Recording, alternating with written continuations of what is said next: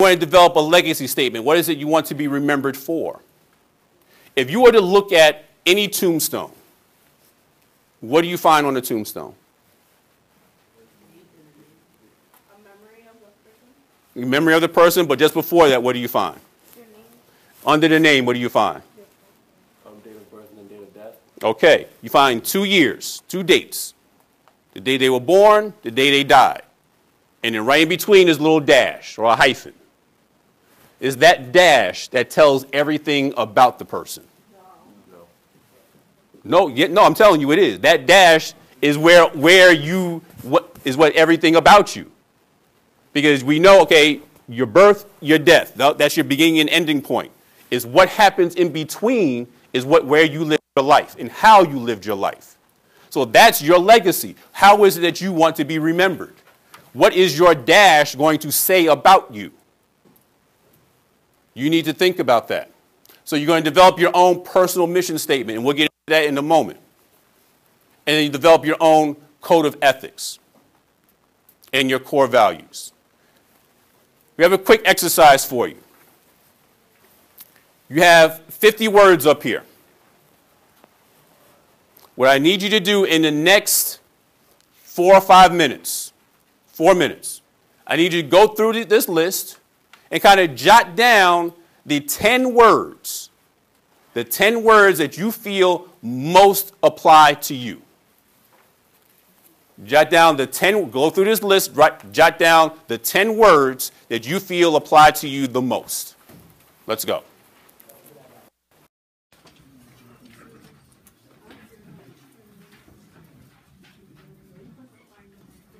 In your folder.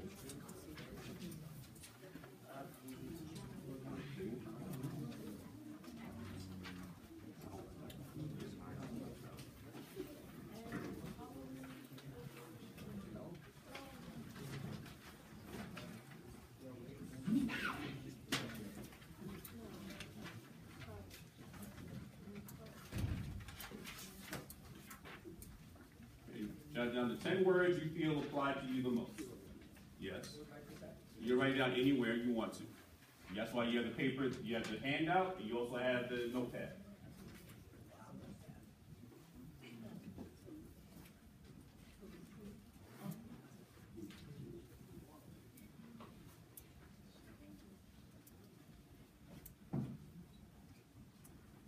Okay, you got your 10 words? All right, take about another 45 seconds. Shouldn't take that long to find 10 words.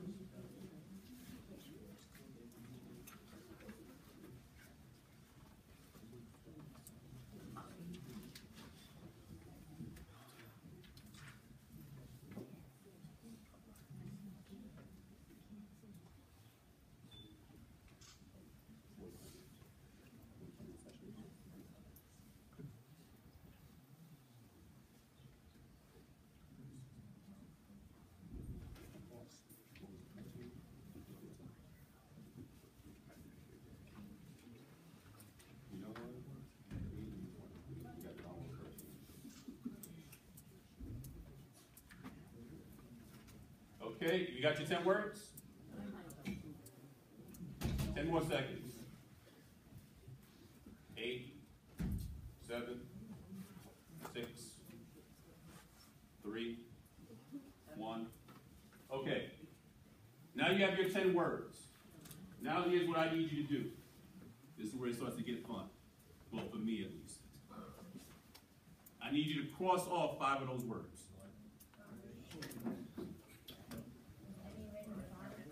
No, of the 10 you just chose, cross out 5 of them. You're supposed to have 10.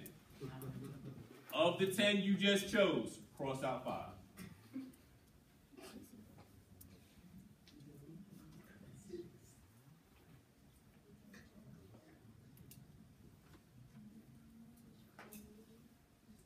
You shouldn't be looking up here at this point. You should be looking at the 10 you have in front of you, crossing out 5 from that list.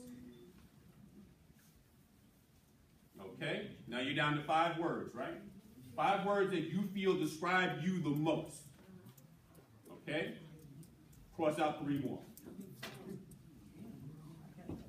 Of those 5, Chop out 3 of them.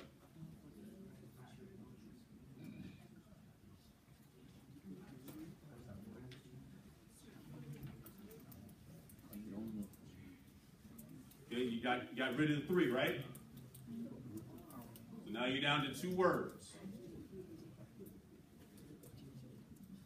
Now, if I was being particularly sadistic, I would have you continue to cross out 1 more, but I'm not going to do that to you today. So you have 2 words left that you feel describe you the most.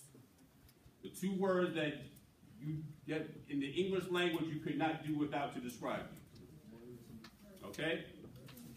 And here's what, and now, how difficult a process was it to cut out words? It was hard, right? Now, if I did ask you to choose between those last 2, how hard would it have been? Easy. Easy? Okay. Now, here's why. Here's why. It gets harder for you to get rid of words, especially to get down to those last couple, because those are your core values. The 2 words that are left are your core values. Those are the things that drive every decision that you make. That's why it becomes increasingly difficult to get rid of some of those words. So some decisions you make are good ones. Some are not.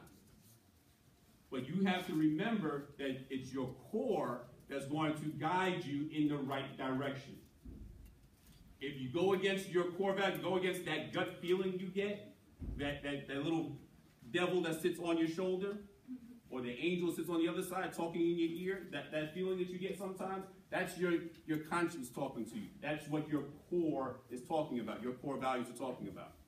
So when you go against your core values, that's usually when you make the bad decisions.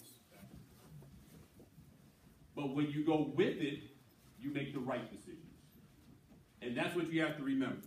That's what this purpose is. Successful people follow their gut. They follow their core values.